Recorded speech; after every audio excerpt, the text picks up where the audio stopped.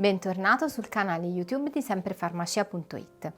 In seguito alle analisi delle urine può capitare di leggere nel referto la presenza di emazie, cioè di globuli rossi. Questa condizione si definisce ematuria e può essere provocata da banali infezioni o infiammazioni, ma anche dalla presenza di calcoli oppure da patologie più gravi. In questo video capiamo cosa sono le emazie nelle urine, quali sono le cause più comuni e perché in alcuni casi il medico si allarma procedendo ad indagini più approfondite. Ti vedo che stai correndo a prendere il referto delle tue ultime analisi, non preoccuparti, sarebbe stato evidenziato in grassetto.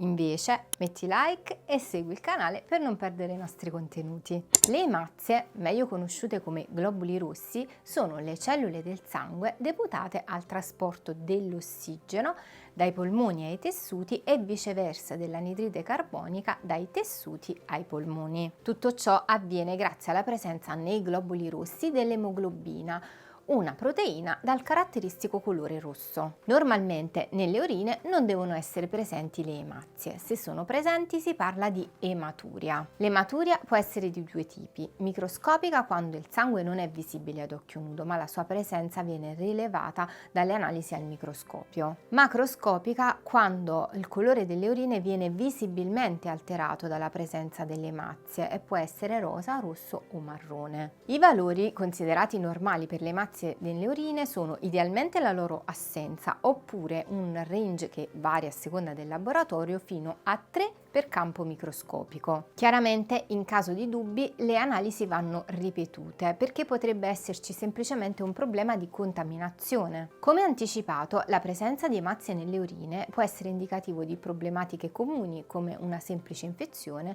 oppure di problematiche ben più gravi. Vediamo insieme quali sono le cause più comuni e quelle che invece allarmano. Tra le cause più comuni ricordiamo le infezioni delle vie urinarie, la presenza di calcoli nelle vie urinarie, l'ipertrofia prostatica negli uomini, l'assunzione di alcuni farmaci come antiaggreganti e anticoagulanti, ma anche l'esercizio fisico molto intenso e i rapporti sessuali. Nei casi più gravi la presenza di emazie nelle urine può essere indicativa di patologie più complicate come i tumori delle vie urinarie o dei reni oppure di traumi o lesioni molto gravi. Durante la gravidanza la presenza di emazie nelle urine può essere provocata dalla pressione che l'utero esercita su vescica e reni e che predispone anche maggiormente alle infezioni. È comunque una condizione che viene attentamente monitorata perché può essere la spia di problemi ai reni oppure di preeclampsia, una condizione che mette in pericolo di vita sia la mamma che il bambino. L'ematuria è una condizione da riferire sempre al medico che valuterà la possibilità di effettuare ulteriori indagini, ad esempio un'urinocultura,